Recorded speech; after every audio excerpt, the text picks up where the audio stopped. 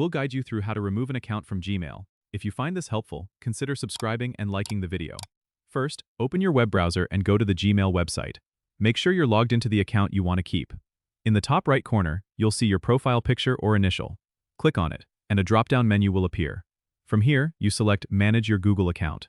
This will take you to the Google account page, where you need to go to the left-hand side and click on Data and Privacy. Scroll down until you find the Data from Apps and Services You Use section. Here, you will see Delete a Google service. Click on it, and you'll be prompted to enter your password again for security reasons. Once logged in, you'll see a list of Google services. Find Gmail and click on the trash bin icon next to it. You might have to verify your identity by entering your password again, or you might be asked some security questions. Follow the prompts carefully. You'll get a confirmation email to the address associated with the Gmail account you want to remove. Open that email and follow the instructions to confirm the deletion. This is an irreversible step, so make sure you really want to delete this account. Once you've completed the steps, the account will be removed from your list, and you won't have access to it through Gmail anymore. Don't forget to subscribe and comment if this helped you out.